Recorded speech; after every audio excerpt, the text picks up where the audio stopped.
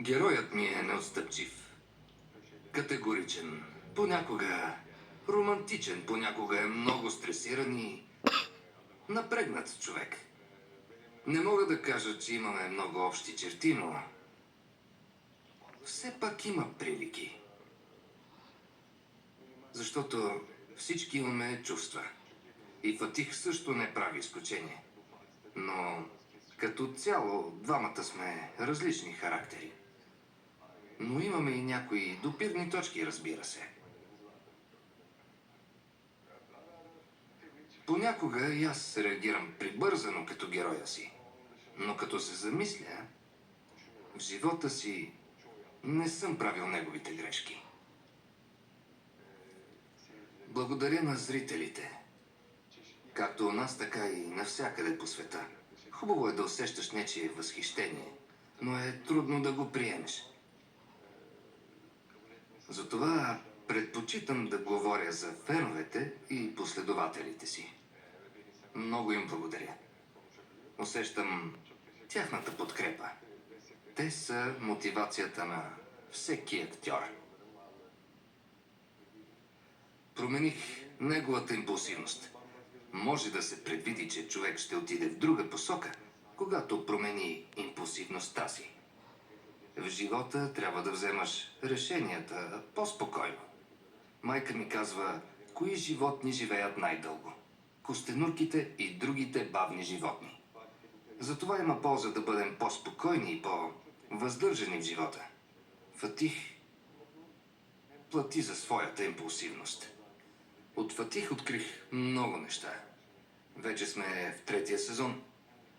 Тези 3 години в нормалния живот, 6 дни в седмицата или най-малко 5, аз прекарвам толкова време, колкото със себе си и с още някого. С Фатих. Разбира се, между тези два паралела виждам разликите. Когато си на снимачната площадка, влизаш в ролята, но след края на снимките, животът продължава. Упоритият труд и постоянството ни учат на много неща. И при мен се получава така. Имаше една сцена, в която чупя стъкло. Тогава наистина порязах ръката си. Беше сцена, която започна оптимистично, а завърши негативно. Затова я запомних. Финалите на сезоните също са много хубави. Една от причините за успеха ни е, че режисьорът, сценаристът и актьорският екип работят в хармония. Защото наистина признавам, всеки член на екипа е много добър. Всяка сцена носи своя смисъл. Затова в епизодите има много малко празни моменти. Според мен дори няма такива. Мисля, че и сценарият, и актьорската игра грабват зрителите. А и според мен, ние като общество и като хора обичаме интригата.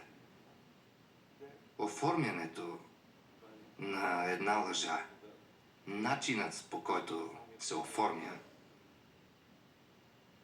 нещото, което го няма в твоя живот или в живота на героя и ти изглежда различно, например. Разбира се, ние не можем да преживеем толкова много неща за кратко време, но ни е интересно да гледаме как другите ги преживяват. Мисля, че историята, която разказваме, би могла да привлече глобално внимание. Ние показваме разлики в разбиранията, нещата, които се случват заради тези различия и които могат да бъдат толерирани или пък не. Затова мисля, че сериалът има смисъл не само за турското, но и за други общества. Благодаря ви, че не ни изоставяте. Най-силната мотивация за един актьор е той да бъде гледан. Вие ни осигурявате. Благодарим ви.